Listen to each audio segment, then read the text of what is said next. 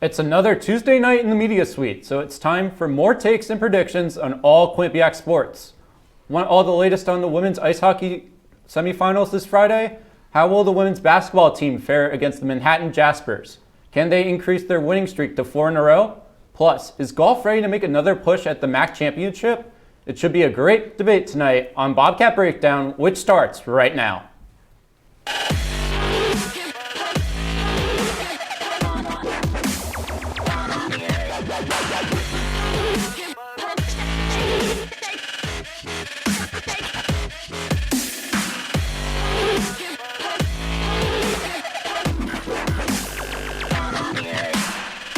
Good evening, everyone, and welcome back to Studio 125.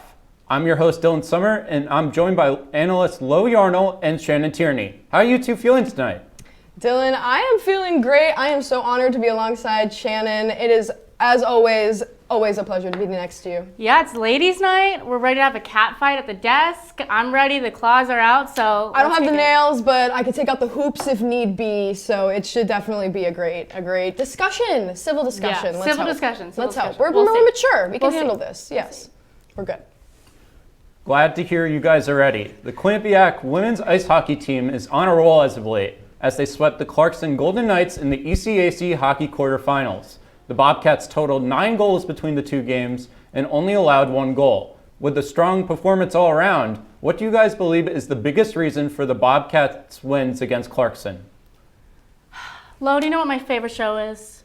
Is it an HBO Max show? It is an HBO Max show. It's called Euphoria. And do you know why? They have a Zendaya. They have a star, but they don't rely on her. They have an entire ensemble cast. They have a Barbie Ferrara, they have a Hunter Schafer, a Sydney Sweeney, and Alexa Demi. This women's team is the euphoria of hockey. They have an ensemble cast. They had 4 different goal scorers against Clarkson, and I think that's the biggest reason for their win. And those goal scorers were Samaskevich, Mobley, House, and Steigoff. They don't need to rely on a single player to score, and I think that makes them so much harder to defend, and I think that's the reason that they've been scoring so much this season. They're not relying on one successful player. I won't say who the Zendaya is of their roster, but whoever it is, maybe it's Taylor House, they don't need to rely on her. They have so many great players. They have such a stacked roster, and I think that this was a huge win for Quinnipiac, and I think having multiple players that stepped up and score, and even multiple players that were assisting in those scores, I think that's what really secured this victory for them. See, I like the group mentality. I am going to say that the biggest reason was Taylor House and Olivia Mobley. Now, these are 2 names that are no strangers to this Quinnipiac women's ice hockey team. I mean, they are fantastic in their own right, but I want to point out these 2 because specifically against Clarkson, their goals were half of the reason, literally half. They both scored 2 goals each of the reason why Clarkson won those games. So Mobley, she got 1 goal in each game, 2 assists in the first game. She's got a +11 rating on the ice. So that's just she's proven to be a big role player, and she has gotten hot towards the end of this regular season stretch, which is only meaning good things for Quinnipiac women's ice hockey moving into the rounds against this weekend. But Taylor House, she also had 1 goal in each game and 1 assist. She's got a +9 rating on the ice, and House has always been a factor. You know, she's a grad student from Joliet, Illinois, and it's the combination of these 2 that has come to light in the past few games, which I think is the reason why they're doing really well. And I wouldn't be surprised if these 2 names are going to continue to pop up for us as we move into the ECAC play this weekend. I agree, Lo. I think they have a stacked roster, and I don't think anyone can deny that, and I think they're a big threat in ECAC hockey. Flashing back to last year, the Colgate Raiders met the Bobcats in the semifinals, and Colgate would go on to win the game 2-1. Colgate would ultimately go all the way and win the ECAC hockey championship. Now the 2 schools meet once again in this year's semifinals. Will this ECAC hockey semifinal be a reversal of fortunes for the Bobcats? So again, we already kind of rehashed the history a little bit there. Yeah. I mean, this Colgate has been a very challenging foe for this Quinnipiac team to go up against. You know, earlier this season, Colgate beat Quinnipiac. Quinnipiac beat Colgate 4-0 at their own house. Corrine Schroeder recorded the shutout on that one. 4 different Bobcats scored on that one. So it wasn't House or Mobley that had success. It was, like you had said, the team mentality. Yeah. Colgate then beat Quinnipiac 4-3 in overtime. So when you look at this season alone, they're pretty much split. However, I'm going to go with the Bobcats for this matchup because they have the momentum coming off of this weekend after sweeping Clarkson. They're the ones who have just recently been upset in their own house in overtime. So they've got a little bit more chip on their shoulder coming into this matchup versus Colgate, who's coming in. They already beat Quinnipiac in overtime at their own house. That was these two teams' last matchup. So based off of the fact that they rolled through Clarkson, it really wasn't an overtime game. Colgate had an overtime game up against Cornell, I believe. So I just think Quinnipiac is going to be rolling into this weekend, and they're going to have a great matchup. And I think the tides are going to turn for them, and they're going to come away with the win. I completely agree with you, Lo, and I want to hone in on one thing you said. They have the chip on their shoulder. And I always give the competitive edge to the team that has that kind of revenge mentality. They have something that they're fighting for. And so not only did Quinnipiac lose in overtime to them earlier, that's such a frustrating way to lose a game. They lost in overtime 4-3. They also, as this question says, they lost to them in the 2021 ECAC semifinals. This is Quinnipiac's revenge game for earlier in the season. This is Quinnipiac's revenge game for last season. And I think they've shown that they can shut them out before, and they just showed that they can shut out a great team like Clarkson, another ranked team, another playoff team. I think if they can shut Clarkson out or just limit the amount of goals that Colgate can get, like they did earlier this season when they shut them out 4-0, when Colgate was at home, I really think that they can win this game. They just have to keep the score low, and I think they can do it. I agree. Yeah. Sounds like Colgate's in trouble. Graduate student goaltender Corinne Schroeder has been a brick wall for the Bobcats throughout the postseason. She got the start in both Clarkson contests and had a total of 75 saves. With Schroeder's remarkable efforts so far, is it a good idea to start for her third consecutive game this weekend, or should Logan Andrews and her rotate throughout the game? Well, first and foremost, who was playing in net when Colgate shut them out, when they shut out Colgate 4-0? Corinne Schroeder. And who Dylan just said it, 1 goal, 75 saves. She had 39 saves in that second game. She's hot right now. You don't take out a goalie when they're hot. You don't take Tom Brady out when he's on the incline. Sorry, Drew Bledsoe. Schroeder's hot. She's the one making the saves. You do not take her out right now or even rotate her with Angers. I just don't see the point in it. I think all it's going to do is limit her confidence. I think you have to, at this point in the season, just go with one goalie. And I think after the games against Clarkson, she's more than proved herself. 1 goal with 75 saves is amazing, and I think they should trust how she's been performing and just simply start Schroeder, and I don't think there's much to debate with that. I'm going to agree with a little bit of twist. Obviously start Schroeder. She's from a former catcher herself, catching, obviously not like ice hockey goaling at all, not making that claim, but got a little bit of the same helmet. Anyways, she's seeing the puck really well right now, and when you can't deny when you are seeing the puck well. The past 2 Clarkson games alone, she has had 75 total saves. That's 75 saves in 2 games. Are you kidding me? Why would you take out her as your starter when she is only getting hotter as the postseason is going? So she's tallying, on the season, she's got 586 saves with only 30 goals allowed. But I said I'm going to agree a little bit of twist. I say start Schroeder, but it's the ECAC tournament. We are throwing everything we can at the wall in order to come out with a win. So start with Schroeder, but keep her on a short leash, because if she isn't seeing the puck for some reason, doesn't have a great game, we need a win. And if Andres is going to go in and give us the win, then put her in there. But you cannot not start Schroeder in this game. Yeah, I do think maybe have that in the back of your mind, but at least make it clear to Schroeder that she is the one and give her that confidence so that she isn't in her head during the game. So maybe keep that in the back of your head if you're the coach, but make sure that Schroeder knows that we all trust her and we're confident in you, and get her out there and hopefully she can perform for you. I'm on the Schroeder wagon for sure. About 1 month ago, our own Ross Meglin predicted that Sadie Peart would be the first to get to the 30-point mark. Let's take a look at his take. Actually does make a lot of sense to me. I'm going to go with Sadie Peart. She already has 23 points on the year. She has 2 assists over the last 2 games. So really, I'm just going back to the basketball point. I'm going with who has the hot hand right now. Sadie Peart, you said, is relying more on assists. She has 8 goals on the year, 15 assists. if she can continue getting these assists, I think having 23 points already, she'll reach 30 rather quickly. Switching over to the men's ice hockey team, they had a long week of competitions. Last week starting with their Tuesday matchup against the Yale Bulldogs and ending the week with the Colgate Raiders. After clinching the #1 seed in the Cleary Cup, the Bobcats now have some time to recover with their first-round bye. Now the question is, will the week off help the Bobcats or hurt them?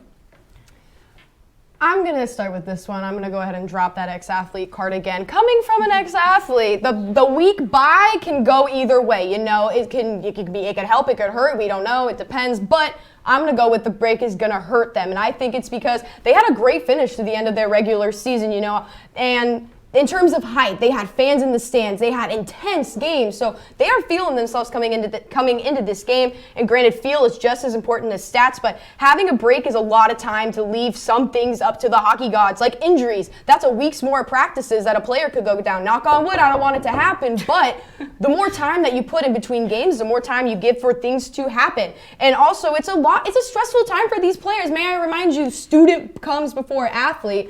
It's midterms times. We don't really know what's going along. Maybe they take this week to themselves and realize school's really stressful, and I don't know. But I'm going to say, while they get to rest their bodies, I do think that the break will hurt them. I'm going to disagree with you here. Only because I know you say that and also if someone on the team gets hurt during practice this week, blame her. I'll take that. So That's sorry. on low. But I don't think that they're on the incline that you think that they're on. I kind of am a little worried about this team. The way that they've been performing in the games against ranked opponents where it really matters, they're kind of falling short. So I think that this will help. Since the Connecticut Ice Tournament at the end of January, I don't think they've found their groove. They're 7-3 since then, which isn't awful, but they were shut out in 2 of the last 4 games to end the year. And their top 2 goal scorers, Bongiovanni and Smilanic, have kind of gone cold. Bongiovanni 2 goals in the last 14, Smilanic 2 goals in the last 17. If this team had been on an incline, performing at their best, defeating these ranked opponents, doing the Quinnipiac hockey that we all know and love, I don't think that they've been that great lately. I think they're falling short in the games where it really matters. Yes, they're dominating the teams that they should dominate against, but I don't think that matters if you can't beat the big teams. And they have great talent, and I just think that something isn't clicking right now. So I think having a week to reset, work on things in practice, identify the problem areas could be a great thing for them. It's all in the hockey gods' hands. Unfortunately, we're just guessing. All right, well, that wraps up our first round of men's and women's ice hockey. We are going to take a brief commercial break, but don't go anywhere, because when we come back, it's on to our next round of sports, and we are moving to the court. Stay tuned.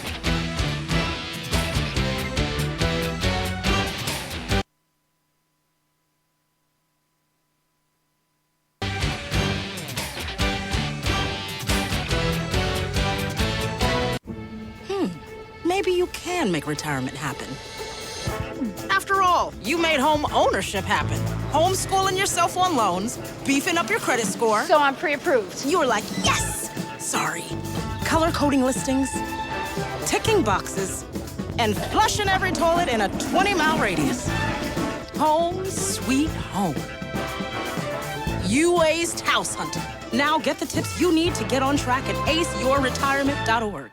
Honey, what I think you need is a socket wrench. I played JV basketball. I'm sorry. I don't think it looks right. This is good, and it's all good, baby. Is it really all good?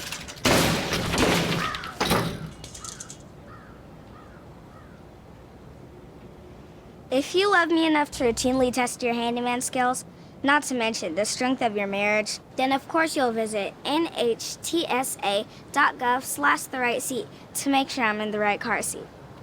I'm gonna call my dad. I don't think that many kids in my son's school even do it. He makes fun of his friend who vapes. He would never try it. She's into soccer. She's on the honor roll. She's just not the type. No way. No way. No way. No way, my kid would never vape. Get your head out of the cloud.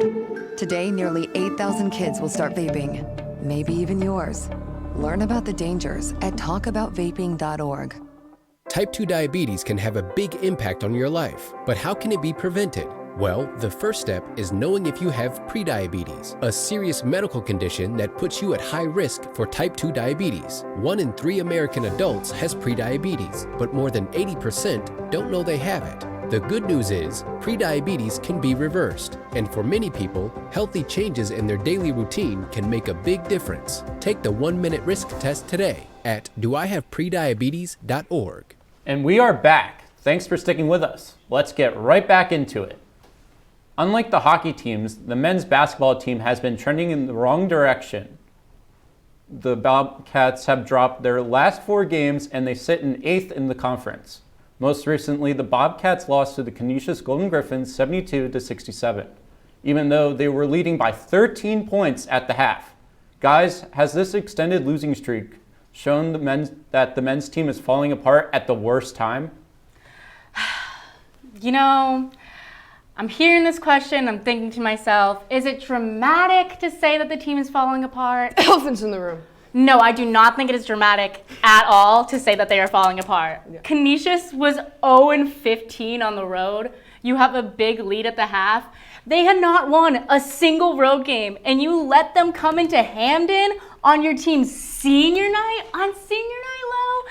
Oh my gosh. Rigoni's second senior night, I'm pretty sure, so that hurts even worse. And you give them their first road win of the season on your senior night? That's embarrassing. There's no other way to say it. That is embarrassing. This was also their 4th straight loss now, so that's another indicator that this team is falling apart. So yeah, I'm not going to sugarcoat it. Things are not looking good at all for this team. They haven't been, but I think that this loss to Canisius is what really cements it. This is a game that they should be winning. You had the lead at the half, so that's another reason that you should be winning this game, and you didn't win it. 0-15 on the road, guys. Come on. I mean, you really kind of laid it all out there. I mean, and I don't think Quinnipiac actually needs. I mean, they know. Everyone knows that this was an embarrassing loss and this didn't need to happen. And you said it, 4 straight losses. What are we supposed to do at this moment in time other than call out the elephant in the room? They're not scoring when they need to be. They just have 2 wins in their last 9 games. So it's just not being what it's meant to be right now. And I can't imagine that losing to Canisius of all teams. Come on. Really? I'll just our voices, our tones, we can't. It was a bad loss, boys. That was a bad loss. And now they have to pick themselves up against Monmouth and Iona in order to pick up their spirits before the MAC tournament. At this point, they're just trying to pick up their losses. So, not to mention, they're also literally falling apart. Reese Williams went down with an injury, so they're struggling with that. They're literally falling apart. Literally falling apart again. So it's hard not to say that they're not. I'm sorry. Sorry. Despite their lack of recent success, the redshirt junior Matt Blanc has been dominant throughout the season. He leads the team in scoring with an average of 14.5 points per game and has 362 points so far. With the MAC tournament around the corner, does he need to be the number 1 scoring option for the Bobcats as they head into their final games and the MAC tournament, or should another player step up? I mean, it's really hard to, because Matt Blanc is fantastic, but I think in order for this team to win, to pick themselves up, they cannot put themselves on the back of one person. So I'm going to say no, they can't look to Blanc. They need to look to actually their best wins as a team. So those will be their win against Niagara, that was 77-68, and their win against Fairfield, 72-66. Now, against Niagara, no Matt Blanc played in this game, but Desi Jones dropped 20 points. Jacob Bergoni, Kev Marfo scored 14 each, and Ty Mushenery, Louise Courtwright combined for 15 points. Of the 8 guys who played in that Niagara win, 7 scored 5 points or more. Keep in mind, 5 points or more, 7 players. Moving on, 72-66 win against Fairfield. Marfo led with 16 points. Chenery and Brendan McGuire reached double digits, and Matt Blanc led with 8 rebounds. Guess what? Of the 10 players who played, 7, again, scored 5 points or more. And that's not much in terms of in-depth statistician look, but that's the best I can do as a comm major. So I'm just going to say those 7 guys need to score 5 points or more. That is going to be the best way for them to win. Lo, I 100% agree with you. I think it comes down to what I was saying earlier, having an ensemble, having a diverse roster of scoring. I think in any sport, if you have multiple scoring options, it makes you so much harder to defend. If you have multiple guys that you can rely on to score, it's so much harder for a team to defend against that. To rely on one person, especially with how this team is playing, you just can't do that. Everyone on this team needs to step up. Because again, like we said, they were falling apart. And when your team is falling apart, to just look at one person who's been playing well and just say, play better, I don't think that's fair to him. No. Don't take the one maybe good thing that you have going for you right now and say, you need to be doing better. Everyone needs to step up. Rigoni, for example, hasn't been playing as good as we usually have seen him play in recent years.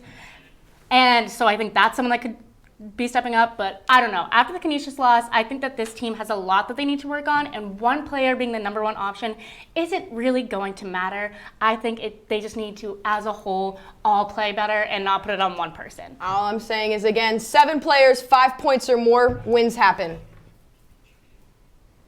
We have talked about the stars on the men's team. Now let's switch to the women's. But do you guys think that there's a player that deserves more attention than these stars, an unsung hero for this team?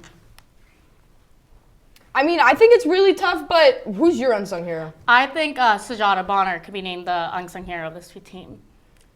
I think that standing at 6 feet as a guard, she's been a great addition in size for this team and helpful on both sides of the ball. Right now, she's averaging a career best of 6.3 points per game while shooting 40% from the field, 35.5% from 3. That stat actually puts her at 5th in the MAC for 3-point percentages, and her 33 that she's made 3-pointers this year places her in 16th in the conference. So I think Bonner is an underrated player on this team. Yeah, we have Deweese, yeah, we have Morris, but I think that she's someone that's kind of that unsung hero that's been performing really well that we should also be including in the conversation of the great players on this team. I have to agree. I also picked Sajada Bonner, but the only stat that I'll say that really stood out to me, for the first 12 games of this season, she only started in 1 game. The last 15 games, she started every single game. So A, she's worked her way into the starting 5, but B, she's also very consistent. In the last 15 games, there's only 3 games she hasn't scored in, and looking at their 7 past straight wins, she's averaging 6.4 points per game, helping out on the rebounding side as well. So I agree with you, Sajada Bonner's got to be the unsung hero. So maybe she's not really unsung if we both picked it. Just have her be the pick. I have her be the pick. I think that just shows, though, when it's someone can step up against like adversity. She wasn't in the starting 5, so it's someone that's proved herself. So that's why she's kind of the unsung hero, is because maybe not going into the season, she wasn't someone that we would expect to have a great season, but she's proved herself, and I think that's so impressive when a player, you might doubt them and they can overcome that. Well, you all heard it here first. This battle has been one to remember, and we have one last quick commercial break. Stick with us, because when we come back, it's time for QBSN's Game of the Week, and of course, Final Word. Don't go anywhere.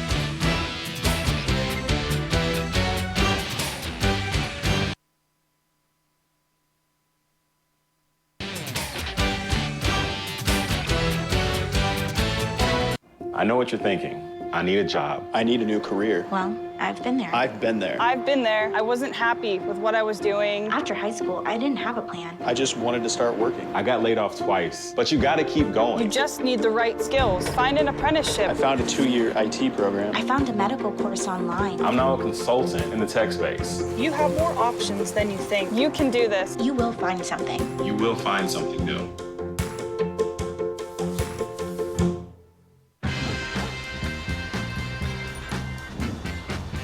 When we adopt a shelter pet, we discover they're a unique mix of all kinds of things. Come on, Drew, spot on this last one.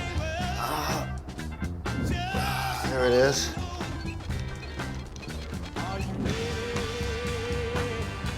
Keep going with it. Leo. They're a little bit of a lot of things, but they're all pure love.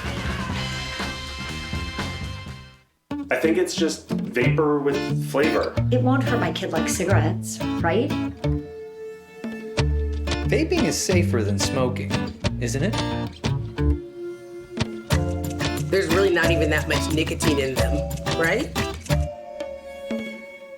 My kid? My kid knows it's dangerous. Get your head out of the cloud. Today, nearly 8,000 kids will start vaping, maybe even yours.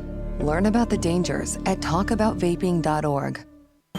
Meet the Scan, a simple procedure whose mission is to detect lung cancer early.